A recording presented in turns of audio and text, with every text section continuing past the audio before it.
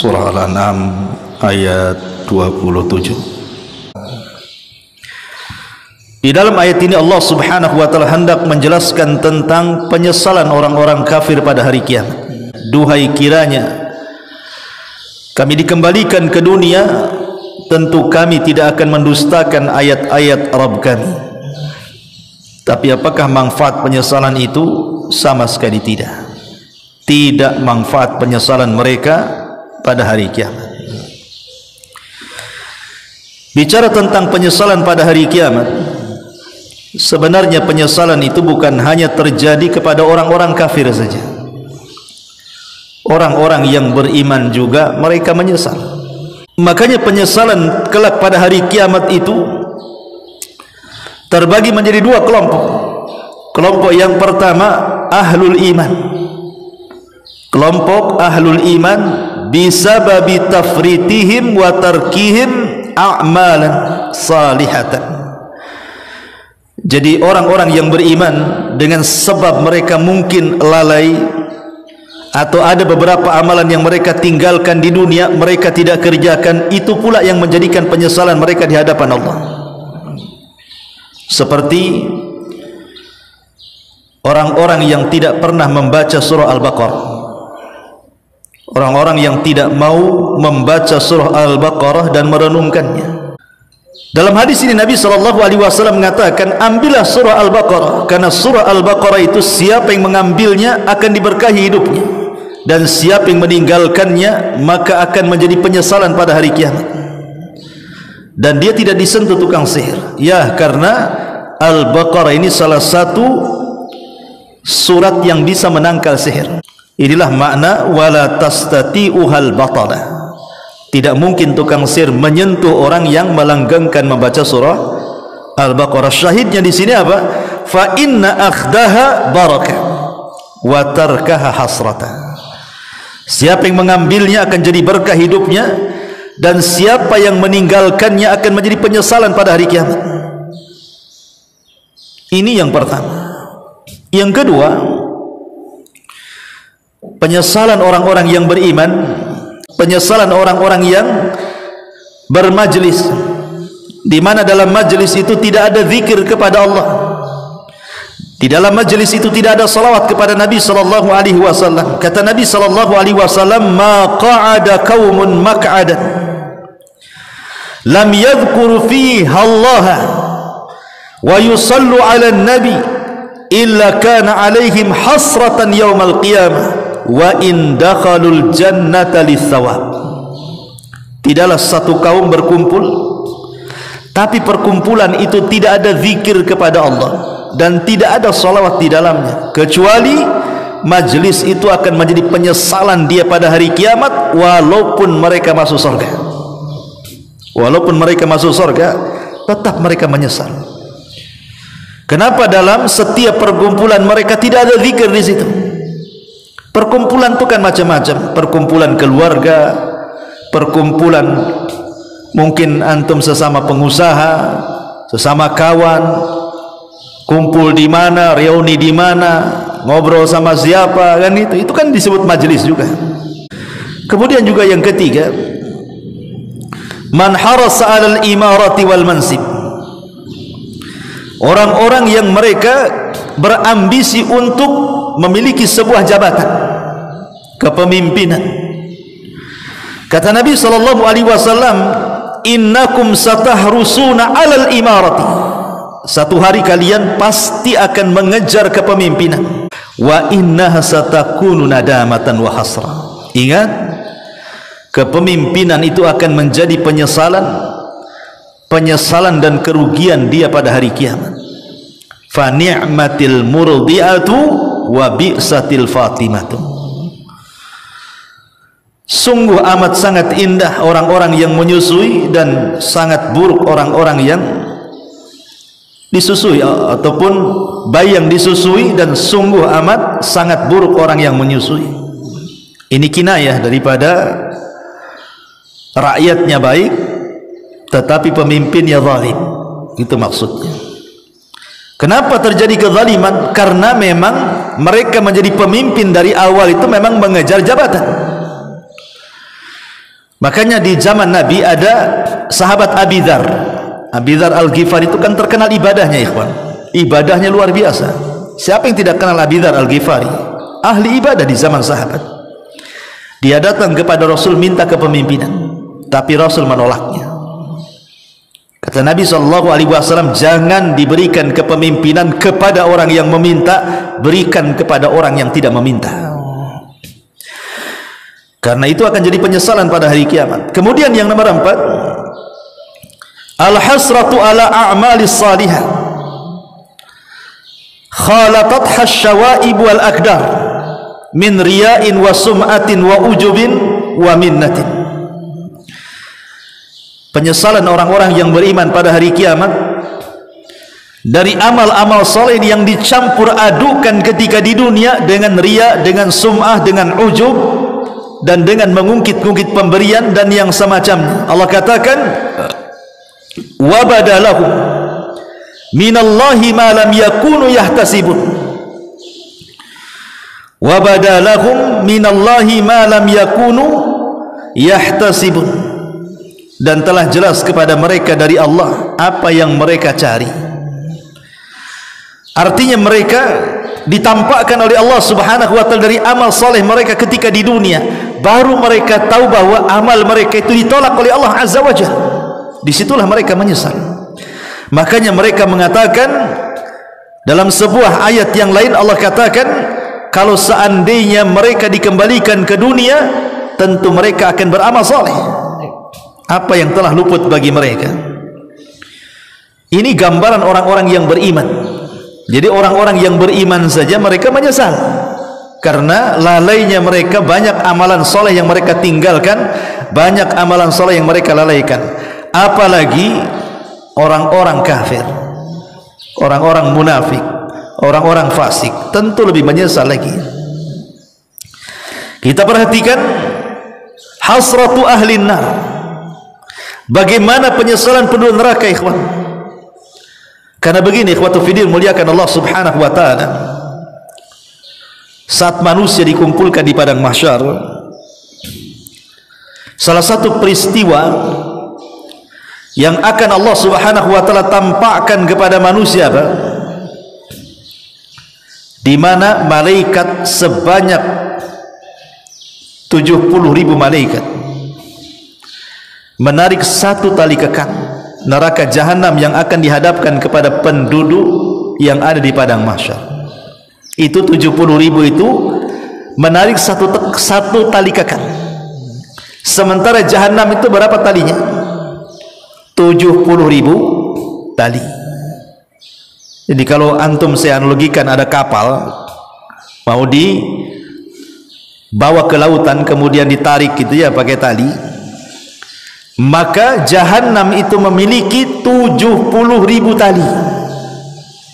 Setiap satu tali itu yang menggeret 70.000 malaikat. Anda bisa bayangkan berapa jumlah malaikat? Berarti 70.000 malaikat kali tali jahanam 70.000. Wa ma ya'lamu junuda rabbika illahu. Tidak ada yang tahu jumlah tentara-tentara Allah kecuali Allah, para malaikat.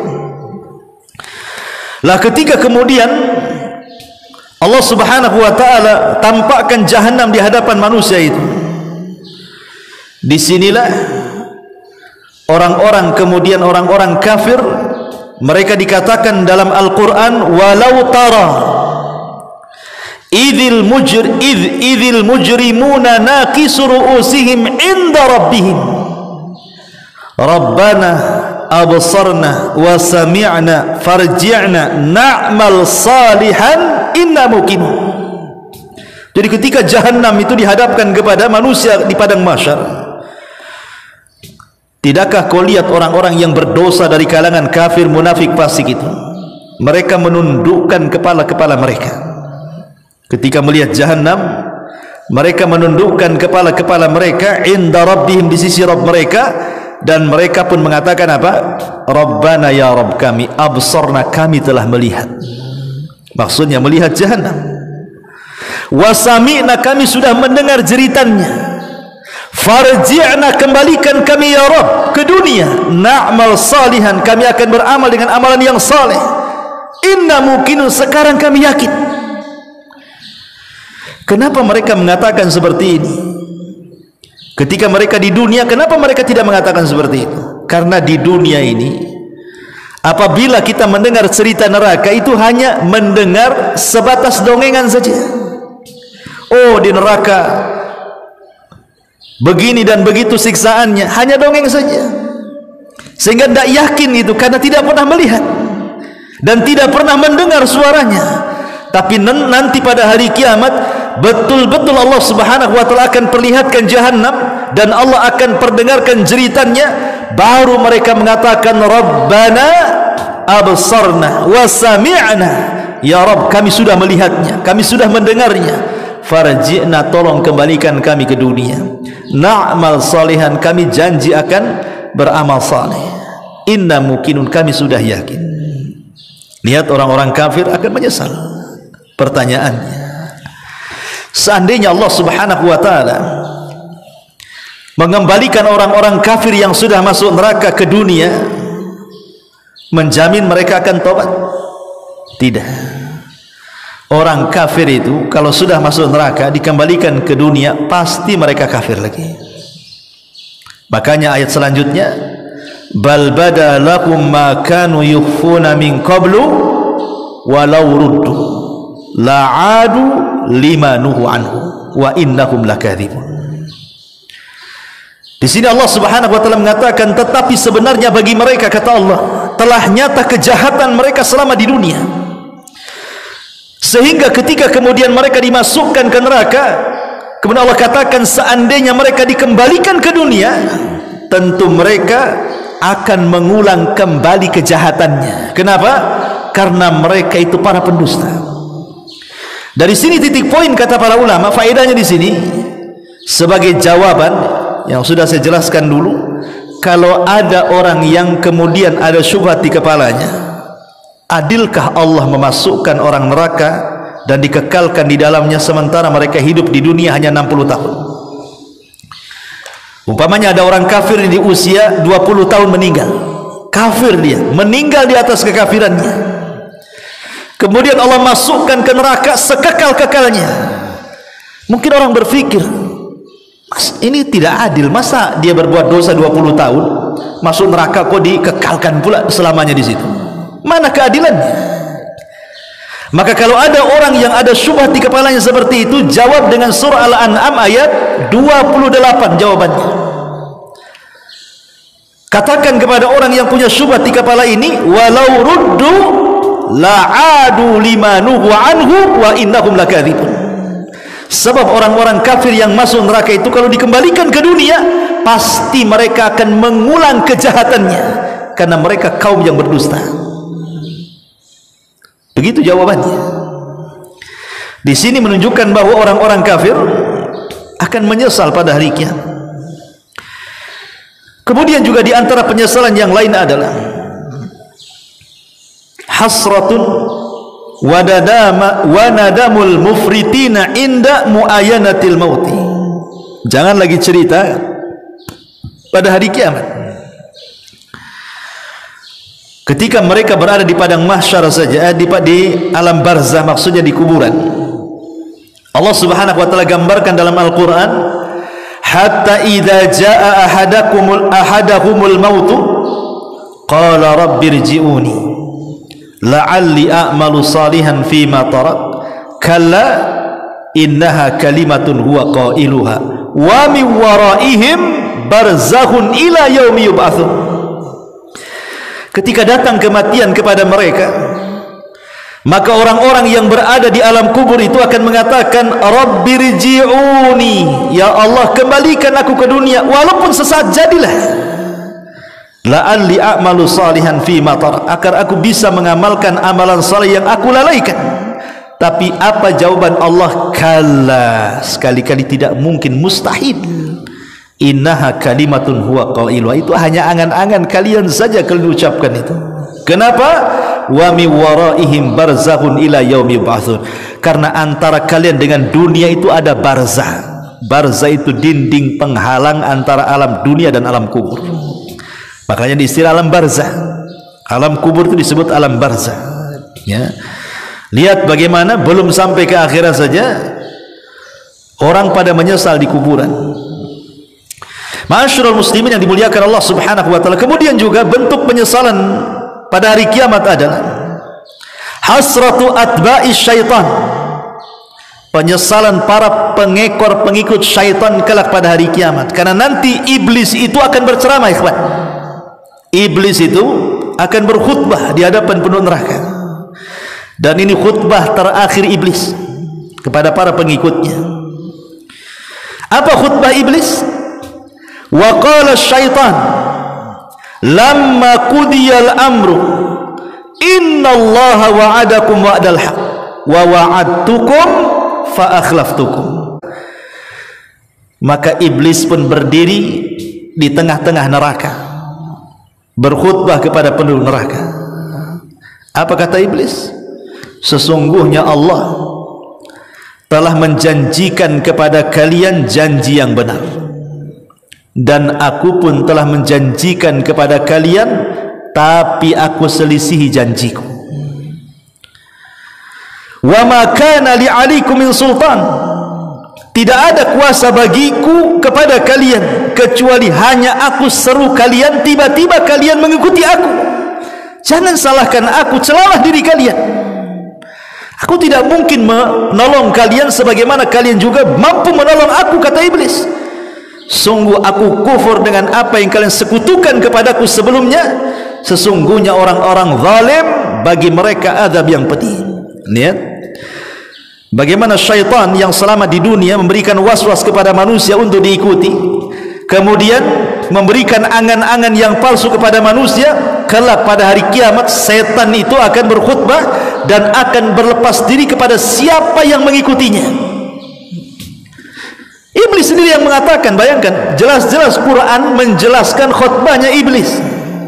Iblis akan berkhutbah seperti ini pada hari kiamat. Tetapi manusia tidak yakin dengan khutbahnya iblis ini, tetap saja ikut iblis. Datang ke dukun, percaya tanggal, melakukan kesyirikan, macam-macam. Padahal khutbahnya sudah jelas nih. Kata iblis, Allah telah menjanjikan janji yang benar kepada kalian. Aku pun sama, tetapi aku menyelisihi janji itu. Aku tidak punya kuasa kepada kalian, kata iblis, kecuali aku hanya menyeru kalian, kalian tiba-tiba ikut sama aku. Jangan salahkan aku, salahkan diri kalian, kata iblis. Aku tidak bisa menolong kalian sebagaimana kalian tidak mungkin menolong aku. Ingat, aku sudah kufur dengan apa yang kalian sekutukan kepadaku sebelumnya. Ingat, orang-orang zalim bagi mereka azab yang sangat pedih. Maka penduduk neraka ketika itu merasa dibohongi, merasa dibohongi oleh iblis. Ketika itulah mereka menyesal. Tapi apa gunanya penyesalan? Ma'asyiral muslimin yang dimuliakan Allah Azza wa Jalla, termasuk juga hasratul kufar. Bagaimana orang-orang kafir kelak pada hari kiamat? Mereka akan menyesal karena mereka akan diadab dan dihisab. Jadi ketika manusia dibangkitkan di padang mahsyar, yang pertama kali dihisab siapa? Yang pertama kali dihisab adalah binatang. Binatang itu akan dihisab. Dan ini bentuk keadilan Allah, di mana Allah mengatakan wal wuhushu husyirat. Dan kelak binatang-binatang yang sangat buas itu akan dikumpulkan. Maknanya kalau yang buas saja akan dikumpulkan, maka binatang selain yang buas pun akan dikumpulkan. Intinya semua binatang akan dibangkitkan kembali, mulai dari semut yang kecil sampai gajah, mungkin kalau ada dinosaurus ya sampai dinosaurus lah, dibangkitkan semuanya. Untuk apa? Untuk dihisab. Tetapi hanya sebatas kisos, hanya sebatas hisab kisos saja. Mereka tidak akan masuk neraka. Jadi setelah terjadi hisab, kemudian mereka dikisas satu dengan yang lainnya dalam bentuk keadilan Allah Azza wa Jalla. Di situ Allah Subhanahu wa taala katakan kuni turaba, jadilah kalian tanah. Jadi semua binatang jadi tanah. Di sini orang-orang kafir menyaksikan ketika binatang jadi tanah itu. Allah katakan yauma yanzurul mar'u ma qaddamat yadah wa yaqulul kafiru ya laitani kuntu turaba. Dalam surah An-Naba Allah katakan pada hari ketika manusia melihat amalannya yang sudah dikerjakan di dunia, banyak dosa yang menimpa dia, sehingga orang-orang kafir akan berkata ketika melihat binatang-binatang itu jadi tanah, ya laitani kuntu turaba, duhai kiranya aku pun jadi tanah seperti itu. Jadi tanah? Tidak mungkin orang kafir jadi tanah. Ada proses azab bagi mereka, bukan hanya sekedar hisab. Kalau binatang kan hanya hisab saja, tapi tidak ada azab. Tapi manusia ada hisab dan azab yang menunggunya. Makanya orang-orang kafir mereka menyesal dan mengatakan, ya laitani kuntu turaba, duhai kiranya aku jadi tanah seperti binatang itu dan tidak jadi manusia. Manfaat penyesalannya tidak manfaat. Masyaallah muslimin yang dimuliakan Allah Subhanahu wa taala, termasuk juga orang-orang yang ketika di dunia mereka melalaikan dirinya sendiri untuk tidak beribadah, bahkan melalaikan keluarganya untuk tidak disuruh ibadah. Hidupnya hanya dunia. Disebutkan dalam Al-Quran, Allah mengatakan, Qul innal khasirina alladhina khasiru anfusahum wa ahlihim yawmal qiyamah, ala dzalika huwal khusranul mubin. Sesungguhnya orang-orang yang rugi, yang akan menyesal pada hari kiamat adalah orang-orang yang mereka menyia-nyiakan diri mereka dan menyia-nyiakan keluarga mereka. Maka mereka lah orang yang rugi pada hari kiamat. Itulah kerugian yang sesungguhnya. Jadi orang-orang yang kemudian mereka menzalimi diri mereka dan juga keluarga mereka, inilah orang yang paling menyesal pada hari kiamat. Orang yang menghabiskan waktunya hanya untuk maksiat, bahkan tidak punya cemburu kepada keluarga yang bermaksiat, yang mereka disebut dayuth, maka mereka lah orang-orang yang paling menyesal pada hari kiamat. Termasuk juga orang-orang yang mendustakan saat perjumpaan manusia dengan Allah pada hari kiamat.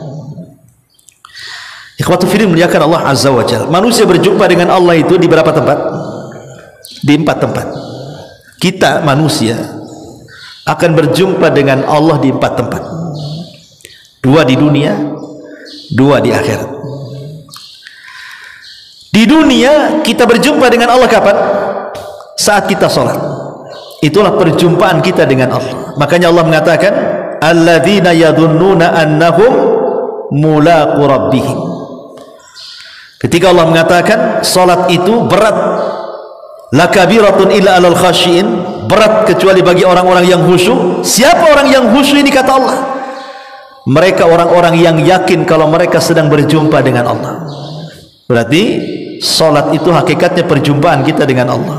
Ini yang pertama. Yang kedua, saat kematian.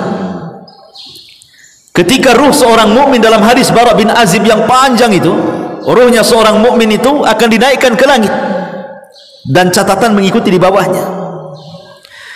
Kemudian menembus langit pertama, kedua sampai ketujuh. Kemudian ruh itu diperjumpakan dengan Allah, dan Allah katakan, kembalikan ruh ke dalam jasadnya, angkat catatannya fil illiyin. Dan ini perjumpaan yang kedua seorang mukmin dengan Allah saat sakaratul maut, saat kematian. Kemudian yang ketiga, perjumpaan Allah Subhanahu wa taala saat manusia dikumpulkan di padang mahsyar, saat Allah Subhanahu wa taala mendatangkan jahannam. Di sini Allah Subhanahu wa taala akan menemui manusia. Ada yang mengatakan bahwa yang memandang Allah saat itu hanyalah orang-orang yang beriman. Orang-orang kafir tidak bisa memandang, karena memandang Allah itu bagian daripada ziyadatun ni'mah, tambahan nikmat. Tapi ada juga yang mengatakan orang kafir tetap melihat, tetapi dengan penglihatan bagikan pesakitan di hadapan hakim yang akan memutuskan sebuah putusan. Marah, dalam kondisi marah. Tetapi ketika itu, ketika Allah Subhanahu wa taala menghadirkan dirinya, baru menyingkapkan betisnya. Ya, Allah itu baru menyingkapkan betisnya tuh. Orang-orang yang beriman, para nabi, orang-orang saleh, mereka langsung tersungkur sujud.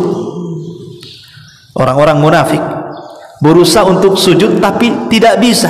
Setiap sujud kemudian balik lagi ke belakang, kayak orang telengking ke belakang. Mau sujud tak bisa begitu. Makanya Allah mengatakan, fala yastati'un wa yud'auna ila sujudi fala yastati'un, mereka disuruh untuk sujud tapi mereka tidak bisa. Siapa? Orang-orang munafik. Mereka tidak bisa sujud, asyik telengking ke belakang terus, menunjukkan itulah kerugian orang-orang munafik. Saat berjumpa dengan Allah tidak bisa sujud. Dan tentu puncak kenikmatan di sorga adalah ru'yatullah, memandang Allah Azza wa Jalla. Itulah 4 tempat kita akan berjumpa dengan Allah. Sungguh rugi, sungguh akan terjadi penyesalan hebat kepada orang-orang yang mendustakan perjumpaan mereka dengan Allah, sampai ketika datang hari kiamat secara sekonyong-konyong dan tiba-tiba kepada mereka, qalu, mereka mengatakan, ya hasratana ala ma farratna, duhai ruginya kami sudah melalaikan apa yang ada pada kami selama di dunia. Dan mereka akan membawa dosa-dosa mereka di atas punggung-punggung mereka. Sungguh buruk apa yang mereka bawa. Jadi orang-orang yang mendustakan berjumpa dengan Allah, mereka akan menyesal dan mengatakan, ya hasratana ala ma farratna. Kemudian juga hasratul zalimina bi mukhtalifi asnafihim, orang-orang yang salah bergaul di dunia, mereka akan menyesal. Orang-orang yang salah bergaul di dunia, mereka akan menyesal. Berapa banyak orang-orang yang salah bergaul akhirnya menggadaikan agama. Seorang wanita cari suami, yang penting kaya, yang penting oke, walaupun kafir tidak ada masalah. Kemudian nikah, kafirlah dia, ikut agama suaminya. Betapa banyak yang seperti itu. Ya, dan ini dialami. Dan di Batam ini paling banyak orang yang murtad gara-gara pernikahan, kan? Banyak sekali. Dulu saya ceritakan, saya punya tetangga di Batam Center itu, subhanallah, wanita muslimah nikah dengan seorang laki-laki Nasrani. Kemudian setelah banyak anaknya, laki-laki ini maksa wanita itu untuk masuk agamanya, kalau tidak dicerai. Dan dibawa anak-anaknya, takut dia dengan suaminya dan takut anak-anaknya tidak menjadi hak asuhnya, akhirnya masuk ke agama Nasrani. Coba kan. Dan cerdas suaminya, setelah dia masuk agama Nasrani, dia rutinkan datang ke gereja, betul-betul ditarbiyah. Ketika dia muslimah tidak pernah datang ke pengajian, tapi setelah masuk Nasrani, rajin pula dia ke gereja. Setelah rajin ke gereja, dia mengatakan, sungguh tenang agama baruku, katanya. Iyalah, ketika dia muslimah kemana, nggak pernah hadir di majelis taklim. Ketika masuk Nasrani, rajin pula ke gereja, ya tenanglah kan itu. Tapi orang yang punya ilmu, punya pengetahuan tentang Islam, nggak akan tenang masuk ke agama yang lain itu, nggak akan tenang, kecuali kalau ditodong ruhnya mau lepas, ya mungkin kan itu pun terpaksa. Enak, anehnya ceritanya, endingnya kan begini. Jadi satu hari si suaminya ini selingkuh dengan wanita muslimah. Akhirnya ketahuan sama istri yang sudah murtad ini. Wow, perang hebat, tak. Akhirnya minta cerai. Minta cerai, diceraikan. Lah selingkuhannya ini minta dinikahi, tapi syaratnya dia harus masuk Islam. Akhirnya kemudian si suaminya masuk Islam, nikah dengan wanita muslimah. Beginilah dunia kadang terbalik ini, ya kan? Istri yang pertama muslimah jadi kafir, ini suaminya yang tadinya kafir jadi muslim pula, ya. Begitulah dunia nih kadang-kadang. Lah orang yang salah kawan nanti pada hari kiamat ini, maka mereka akan menyesal. Dan Allah katakan, wa yauma ya'addu dzalimu ala yadayhi yaqulu ya laitani ittakhadtu ma'ar rasuli sabila. Nanti pada hari kiamat orang-orang zalim itu, mereka akan menggigit jarinya dalam bentuk penyesalan, dan mereka mengatakan, duhai kiranya aku menjadikan si fulan itu teman saya, si fulan itu teman saya. Kenapa aku tidak jadikan si fulan teman saya? Kenapa aku jadikan si fulan jadi teman, akhirnya menyesatkan aku? Makanya ikhwatufiddin, ayat ini ada yang mengatakan asbab nuzulnya adalah kepada Uqbah bin Abi Mu'ayt. Uqbah bin Abi Mu'ayt namanya. Uqbah bin Abi Mu'ayt ini seorang penjaga, seorang penyair Arab terkenal gitu. Jadi ketika dia mendengar Al-Quran, dibacakan Rasul suka dia, tapi dia tidak masuk Islam, dia suka saja dengan Quran gitu saja. Akhirnya karena saking sukanya dengan Quran yang dibaca Rasul, maka Nabi jadi idolanya, tapi tidak masuk Islam, hanya suka dengan Quran gitu saja. Uqbah bin Abi Mu'ayth. Jadi suatu hari dia ingin memuliakan Nabi, karena dia sering mendengar wahyu, didengarnya kan, suka. Akhirnya dia ingin menghormati Nabi, diundang makan di rumahnya. Akhirnya makanannya yang lezat-lezat semua disediain gitu ya, macam-macam makanan disediain. Maka Rasul pun datang undangan Uqbah bin Abi Mu'ayth. Sampai di rumah Rasul tak mau makan. Kata Uqbah, tolonglah makan. Kata Rasul, tidak. Kenapa kau tidak mau makan makananku? Dan aib, ingat, tamu yang tidak makan itu aib masalahnya. Jadi kata Uqbah bin Abi Mu'ayth, kenapa kau tak makan? Karena kata Rasul, karena kau kafir katanya, kau musyrik. Coba kau mengucapkan 2 kalimat syahadat, ku makan semua ini, katanya Rasul. Akhirnya terpaksalah Uqbah mengucap 2 kalimat syahadat hanya ingin supaya Rasul makan. Itu tujuannya begitu maksudnya. Tidak hendak masuk Islam, tidak. Hanya ingin Rasul supaya makan. Akhirnya dia pun mengucap 2 kalimat syahadat. Masalahnya 2 kalimat syahadat ini bukan 2 kalimat biasa. Ini 2 kalimat menunjukkan pengkufuran kepada berhala. Terdengarlah keislaman siapa? Uqbah bin Abi Mu'ayth ke telinga kawannya Umayyah bin Khalaf, tuannya Bilal bin Rabah yang menyiksa Bilal itu namanya Umayyah. Oh, datang dia mengatakan, Uqbah, aku dengar kau sudah berpindah kepada agama Muhammad. Enggak. Iya, semua orang ngomong begitu. Sekarang engkau saya keluarkan dari gengku, katanya. Gak mau, kamu jangan berkawan lagi dengan saya. Nah, Umayyah ini tokoh besar, pengaruhnya besar, orang kaya, ya kan? Kata Uqbah, enggak, aku hanya mengucap 2 kalimat itu supaya dia mau makan saja di rumahku, katanya. Oh tidak, itu sama saja kau berpindah agama. Kata Uqbah, lalu bagaimana caranya kalau aku nggak yakin, aku nggak niat masuk Islam, hanya mengucap 2 kalimat saja supaya dia mau makan? Baik, kau akan kuterima dalam kelompokku, tetapi syaratnya kau hinakan si Muhammad. Betul, satu hari Abu Jahal ini, Fir'aunnya umat ini, sedang berada di dekat Mekah, Ka'bah. Kemudian datang Nabi SAW sedang sholat. Kemudian Abu Jahal mengatakan, siapa yang bisa meletakkan kotoran unta yang masih berdarah di pundak Rasul, maka dia akan mendapatkan ini dan itu. Dah kesempatan Uqbah ini untuk menunjukkan loyalitas kawan dia kepada Umayyah, loyalitas perkawanan. Ini kesempatan nih menghinakan Muhammad supaya Umayyah tahu bahwa aku tidak beragama di atas agama si Muhammad. Betul, dia cari salah jazur, kotoran unta yang masih berdarah itu, diletakkan di pundak Nabi. Maka Abu Jahal tertawa dengan, saking disebutkan dalam riwayat itu, yatamayalun, tertawanya itu sampai goyang-goyang seperti ini, saking lucunya mungkin menurut mereka itu menghina Nabi SAW. Datang Fatimah kemudian menghapus darahnya, membersihkan punggungnya. Sampai selesai sholat, Fatimah mengatakan, wahai Abi, doakan keburukan kepada orang-orang itu. Maka Rasul pun mendoakan satu persatu dengan menyebut nama. Allah laknat Abu Jahal, Allah laknat Uqbah, Allah laknat, disebutkan satu-satu. Dan doa Rasul SAW laknat dikabulkan saat perang Badar. Semua yang menghina Rasul semua mati di perang Badar.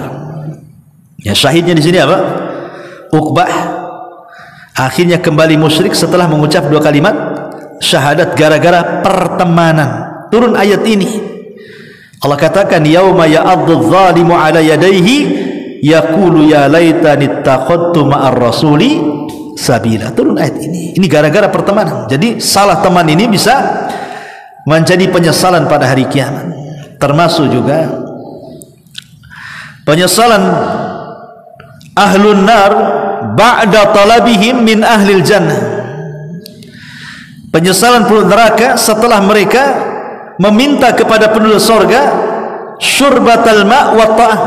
Mereka meminta setetes air minum dan juga makan. Ada seorang alim namanya Hasan Al-Basri rahimahullah ta'ala. Satu hari Hasan Al-Basri ini sedang memberikan tausiah, ya, ceramah seperti ini. Tiba-tiba muridnya membawakan air mineral, air putih. dan hendak diberikan kepada gurunya yang sedang haus. Ya, namanya orang kasih ceramah itu kan haus. Dibawanya air mineral, kemudian dipandang pula air mineral itu oleh Hasan Al-Basri. Ketika dipandang air mineral itu, tiba-tiba Hasan Al-Basri menangis dengan setangis-tangisannya. Lah murid yang membawanya itu merasa bersalah. Ada apa? Saya kan hanya naruh minuman, kenapa imam nangis gitu ya?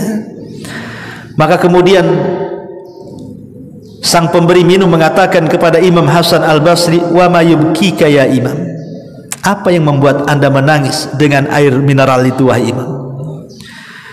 Maka Hasan Al-Basri mengatakan, tadzakartu umniyatu ahlin nar, aku teringat dengan angan-angannya penduduk neraka. Kemudian ditanya lagi, wa ma umniyati ahlin nar, lalu apa angan-angan penduduk neraka? Maka Hasan Al-Basri kemudian membacakan ayat ini, wa nada ashabun nar ashabal jannah an afidu alaina minal ma' au mimma razaqakumullah. Ketika penduduk neraka melihat penduduk surga, kemudian mereka mengatakan kepada penduduk surga itu, ya ahlal jannah, wahai penduduk surga, kirimkan kepada kami walaupun setetes air yang kalian minum atau makanan yang Allah rizkikan kepada kalian. Tapi apa jawaban penduduk surga? Qalu innallaha harramahum 'alal kafirin, Allah sudah haramkan keduanya kepada orang kafir. Sorry, tidak ada lagi makanan minuman untuk kalian. Ma'asyiral muslimin yang dimuliakan Allah Azza wa Jalla. Kemudian juga di antara penyesalan-penyesalan yang lain adalah penyesalan muhdatsatun wa mubtadi'atun, orang-orang yang suka melakukan hal-hal yang baru dalam Islam, ahli bid'ah, orang yang suka mengerjakan hal-hal yang tidak diajarkan Rasul, perkara-perkara baru dalam agama. Allah Subhanahu wa taala mengatakan, qul hal nunabbiukum bil akhsarina a'mala alladzina dhalla sa'yuhum fil hayatid dunya wa hum yahsabuna annahum yuhsinuna sun'ah. Katakan ya Muhammad, maukah aku habarkan kepada kalian serugi-ruginya amalan, kalian akan menyesal pada hari kiamat. Apa serugi-ruginya amalan itu? Alladzina dhalla sa'yuhum fil hayatid dunya, orang-orang yang menghabiskan usahanya dalam kehidupan dunia. Lihat orang-orang yang mereka melakukan sesuatu yang tidak dicontohkan Nabi, semangatnya luar biasa ya, berzikir, bahkan mereka mengeluarkan biaya, waktu, tenaga, padahal ada contohnya ya. Mereka sudah berusaha untuk menghabiskan tenaga, biaya, waktunya hanya untuk perkara-perkara yang sia-sia. Masalahnya wahum yahsabuna annahum yuhsinuna sunnah, tapi mereka masih menyangka saja bahwa mereka masih melakukan amalan yang baik, padahal amalan mereka tidak baik. Amilatun nasibatun tasla naran hamiyah, lelah letih, ujung-ujungnya masuk neraka ya. Ma'asyiral muslimin yang dimuliakan Allah Azza wa Jalla, maka jangan sampai kita melakukan hal-hal yang tidak dicontohkan Rasul dan juga tidak diarahkan Al-Quranul Karim. Ini bahaya, akan menjadi penyesalan pada hari kiamat. Termasuk juga hasratun ala man ta'allamal ilma wa lam ya'mal bi, orang yang punya pengetahuan tapi tidak diamalkan. Tidak ada penyesalan yang paling berat pada hari kiamat kecuali orang yang mengajarkan manusia ilmu, manusia mengamalkan ilmunya, dia pula tidak mengamalkannya, manusia masuk surga, dia pula masuk neraka. Maka ini juga bahaya ya. Dan yang terakhir, karena waktu juga, yang akan menjadi penyesalan adalah orang-orang yang mereka tidak pernah mendalami tauhid dan tidak mengamalkan tauhid. Dan orang-orang kafir, amal-amal mereka seperti debu yang seperti fata morgana, yang dari kejauhan disangka air padahal tidak ada. Lah orang-orang yang mereka beramal tanpa tauhid seperti fata morgana, seolah-olah banyak pahalanya tapi nihil, tidak ada pahalanya. Karena tauhid itulah yang menjadikan asas sebuah amal. Kalau tauhidnya baik, maka amalannya baik. Kalau tauhidnya tidak baik, maka jangan harap amalan itu menjadi baik di hadapan Allah Subhanahu wa ta'ala. Wallahu a'lam. Subhanaka wa bihamdika asyhadu an la ilaha illa anta astaghfiruka wa atubu ilaik.